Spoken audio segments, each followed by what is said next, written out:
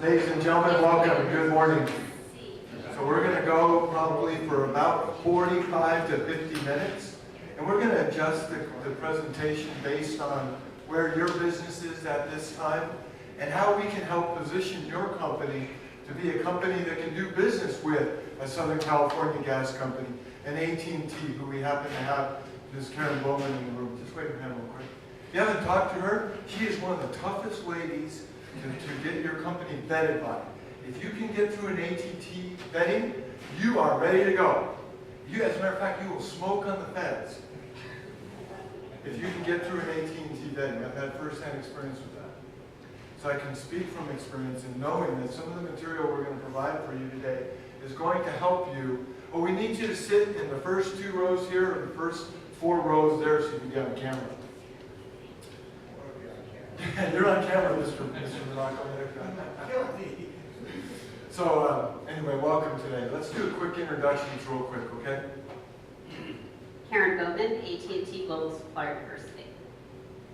Compass Power Services Co. will provide supplies for substations. Benny, all area services. Jay, all area services of plumbing and mechanical. Kevin Harbison, SBH Holdings, we're a sourcing company. Ed Budney, Great West Constructors. William Garcia, G&G Risk Management, DBA Construction Services. Bob Castillo, Best Medical Enterprise, Medical Equipment and Supply. Raquel Buer, Best Medical Enterprise, Best Medical provides medical and surgical supplies. Hi everyone, my name is Ronald Punch, and I'm with Bedford. We operate a cleaning service division, which is pretty diversified, and also a heat and toner division, which is a separate division. We're operating with that, and these are established businesses, and we can provide almost any job. Hello everyone, my name is Will Kelly and I'm with Veteran Heads, and we are an emergency service contractor. I'm Ed Bowden, I'm the owner of Veteran Heads. I'm Rashid Kapi, the owner of Pond Guardian and landscape contractor.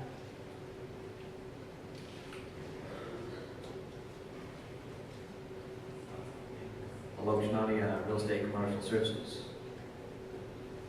Thank you, ladies and gentlemen. So hopefully that gives you an understanding of where we all are today. So we have a pretty good mixed crew. How many of you are doing federal contracts right now? Just one? How many are doing state contracts? Ooh, that's pretty good. That's impressive. How many are doing utility, CPUC contracts? And how many are doing business with some of the primes in the room today? Or a prime like that? Very good, very good. So we got a mixed bag. How many have not done a contract yet at this level? Where we're talking about a couple hundred thousand and up. Okay, so most of us, or a couple of us have done that. Very good, welcome. As a matter of fact, we've got one more here. Let's get this gentleman introduced. Hi there. I just learned a lot about cooking with other, I was in the wrong room. My name is Tim Durbin. I'm with Durbin Consulting. We are an energy efficiency company where we do lighting retrofits on these. Thank you. Okay, we're going to get on. So we appreciate everybody being here today. And I'm William Osgood. I have my business cards up here if you want them at the end. We are a business consultancy. We specialize in helping businesses go after these types of contracts and prepare their company to be a good contractor for the agency or the government. And there are so many things that are involved in that, and I don't want to make any light of any of them, but I want to start with the elements of what I call foundational elements, the bare bones basics of what is expected for you to be able to do business with these people. Now, how many of you have a website? Okay, so I'll give you an example. Karen, how important is a website? Absolutely, positively. Absolutely. absolutely positively critical to your success, at least if you are interfacing with the likes of an AT&T. And that's an understatement. So let me tell you how Karen works. Karen is going to be just like Southern California Gas, just like Southern California Edison, just like Tetra Tech, just like the VA who's here today. We have Vision 22 here from representing the VA, and they have the 5 medical centers in the Southland. So they're a big contractor. They spend, the VA alone spends over $1.25 billion right in our 5 facilities. And that's without capital improvement. You start adding capital improvement, right, and it goes through the roof. They build hospitals that are $700 million to $1.25 billion in and of themselves. And that's before they buy the medical supplies. So they're huge. They spend a lot of money. So one of the things I want to start with is websites and the importance of them. One of the things that's going to happen is that when you want to do business with a SoCal Gas, or any of the others that we've mentioned, before you even get on the phone with them, guess what they're doing? Come on, say it loud. They're checking your website. They are on your website. They are looking at you from the perspective of all of the things that we're going to cover over the next 40 minutes. So the website is critical. Now, anybody can do a website, right? So what do you think they're looking for in the website? Jay? Capabilities is one thing. We're going to introduce a formula to you today where that is the #1 thing. Capability.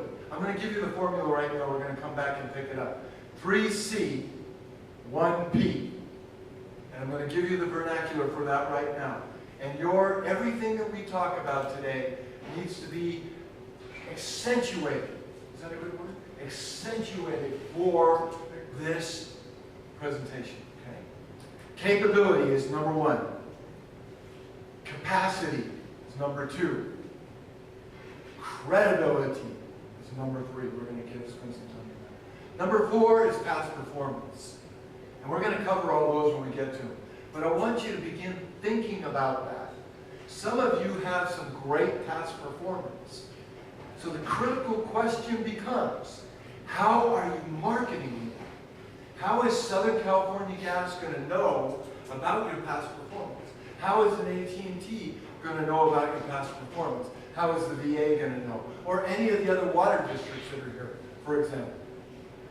So today, you're going to have a chance to explain to them what your 3C1P is. And it's got to be powerful, and it's got to be something that just almost captivates their imagination as to how much you can do to help them solve the problems that they have. So that's going to be #1 that I'm going to present. What we want to focus on anytime that we are with a supplier diversity person, a buyer, SoCal Gas has got 5 buyers here today. If you have an appointment with them today and you signed up for the right one, they are in a position to give you a contract today. Okay? But you better be on the top of your game, and we're going to talk about that. Okay? So when you have the opportunity to captivate them, the worst thing, and I'm going to put this out here and I'm going to repeat it several times, that you can tell them that you do is I do electrical components. I do medical supplies. I do cellular service. I do promotional products. Well, you know what? So do 1,000 other companies. And you just lost them. That doesn't mean anything to them. So you have to come up with something that captivates their attention. Can I use the story that I've been working with you on a little bit within music? As an example, I'm a part of the national team. We are all service-disabled, veteran-owned small businesses. There are 6 of us on the team. We represent the entire country. We have companies in Virginia. We have companies in California. We have companies in Florida that are on this team. We have a Michigan presence with the auto industry. And we do work with Target right now, which is an Army command. One of the beautiful parts about this story is we thought we could go to AT&T and say we could build your charging stations, because that's what we do. AT&T really didn't appreciate the way we presented our program to them. So what we had to do is tighten it up. And tighten it up we have. And I'm going to give you some of the lessons that we've learned by working with an AT&T to present this. Because our technology is a year and a half ahead of the industry. We can save them hundreds of thousands of dollars. But until we can show them how that's going to happen and prove that we have the capability, capacity, credibility, and past performance to do that, they don't want to do business with us. Does that make sense? So that's a fair understanding of where we're at. My goal is to win her over. That's my goal. And we have actually developed some adjustments to our original presentation that I hope I'm going to have the privilege to be able to present. And when we do that, we're going to adapt and adjust everything that we talk about. So let's move on. So we've got our 3C, 1P. That's huge. For those of you, how many of you brought your capability statement today? Very good. How many did? Okay, so that's rule number one. Whenever you come to an event like this, bring your capability statement. You don't shove it in somebody's face, but you need to bring it. Because you first have to build a famous R word. What is that? Relationship. Is it all about relationships? It is. People do business with people they know, they like, and they trust. That's huge, people. That is huge. And until you have that relationship, you're not going to really get in the door. You may get opportunities, but you still have to build a relationship. So that's the way it goes. So we're going to look at our first slide here. So looking at the slide here, some of the basic questions is like, where are your businesses now? We kind of covered that. Do you have a business plan? How many of you have a business plan in here? Okay. I would suggest, one second, let me just cover this slide and then I'll pick up questions through this point. Yeah, I'm going to ask you at the very end. We'll make some offers at the very end and you can give me your cards and we'll take care of it. So, how many of you have a business plan again? Just raise your hands. Okay. Now, is the business plan really developed for you to be able to show everybody? No, what is it? I'll say that's not. Internal plan. Okay, so it's an internal plan for what? For your business development, right? For your business growth. Because there is something here that's really, this comes from the coaching side of me. If you can take it and you can start writing down with your hand, there is a law of nature. A law of nature that says that there's this empty part of you that pursues what you've written down. That's why it's so important to handwrite your goals. Because when you handwrite them down, there's this part of you that says, we got to get there. And it's like this intuitive, it's instinctive, and every part of you goes after that. Because your whole body is designed to fulfill that objective, okay?